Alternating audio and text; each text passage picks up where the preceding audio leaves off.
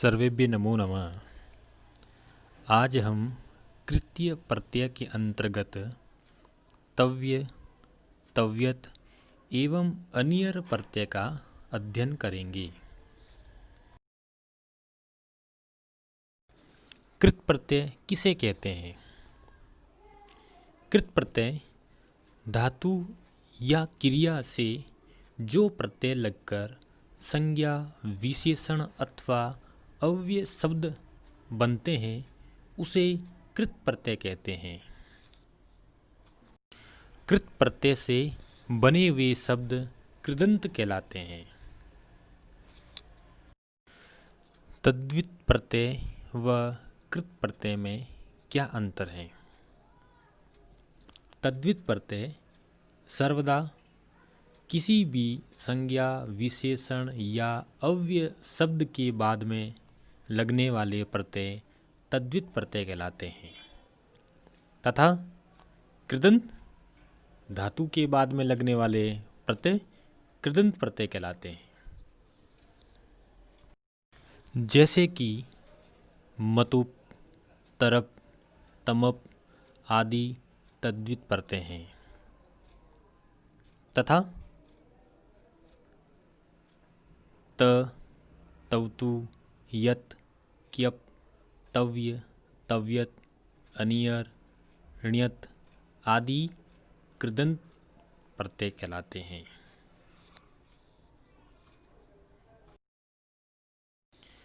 कृत प्रत्यय भी कृत्य व कृत प्रत्यय के रूप में विभाजित हैं।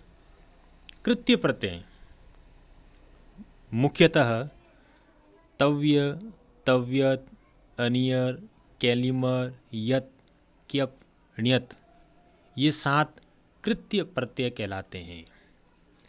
पाणिनि सूत्र है कृत्यः। यह सूत्र कहता है नूल त्रिचौ इत्यतः प्राक कृत्यः संज्ञा। नूल त्रिचौ इस सूत्र से पहले जो सूत्रों में प्रत्यय बताए गए हैं उन प्रत्ययों की कृत्य संज्ञा होती है और उन प्रत्ययों में तव्य, तव्यत, अनियर, कैलिमर, यत, क्यप, ण्यत इत्यादि हैं। अब हम अध्ययन करते हैं तव्य, तव्यत, अनियर प्रत्यय का। इनके लिए सूत्र है तव्य, तव्यत, अनियरः। इस सूत्र का अर्थ है धातुः तव्यत, तव्य, अनियर इति एते प्रत्ययाः भवन्ति। अर्थात धातु से तव्यत, तव्य, अनियर ये प्रत्यय होते हैं। तकार रेफौ स्वर अर्थौ। तकार और रेफ तव्यत प्रत्यय में जो तकार इत हैं और अनियर प्रत्यय में जो रेफ इत हैं स्वर अर्थौ वो स्वरार्थ हैं। तित स्वरितम इत्यनेन तित स्वरित भवति। तव्यत, तव्य ये दोनों प्रत्यय एक ही हैं और ये चाहिए अर्थ में होते हैं। तव्यत में त इत हैं, इसका प्रयोजन है तित स्वरितम। जो त इत है वह स्वरित संज्ञा के लिए है। स्वरित, उदात्त, अनुदात्त इनका प्रयोग वैदिक संस्कृत में होता है। वैदिक मंत्रों में इनका प्रयोग होता है। यथा कर्तव्यम, यदितव्यम। कर्तव्यम में क्री धातु है और तव्यत या तव्य प्रत्यय हैं। तव्य प्रत्यय में तव्य शेष रहता है। क्री धातु के री को गुण होके कर्तव्य यह सिद्ध हुआ। यदितव्यम एद धातु है, तव्यत प्रत्यय हैं। उपोत्तमम रीति इत्यनेन ऋदन्तस्य उपोत्तमम उदात्तं भवति। करणीयम, हरणीयम। अनियर प्रत्यय में जो रेफ है वह भी इत हैं तो यहाँ रेफ इत का प्रयोजन है कि रित प्रत्यय परे होने पर, जैसे कि अनियर में र इत है, तो रित प्रत्यय परे होने पर उपोत्तम स्वर अंतिम अक्षर से पूर्व वाला अक्षर उदात्त हो जाता है। अतः तव्यत प्रत्यय में त इत का प्रयोजन स्वरित करना है और अनियर प्रत्यय में र इत का प्रयोजन उपोत्तम स्वर का उदात्त करना है। यथा करणीयम, हरणीयम। करणीयम में क्री धातु है, अनियर प्रत्यय हैं। हरणीयम में ह्री धातु है और अनियर प्रत्यय हैं। अतः तव्यत, तव्य, अनियर ये तीनों ही प्रत्यय धातु के पश्चात लगते हैं। ये तीनों ही कृत्य श्रेणी में आते हैं और इन तीनों प्रत्ययों का अर्थ चाहिए या योग्य अर्थ में होता है।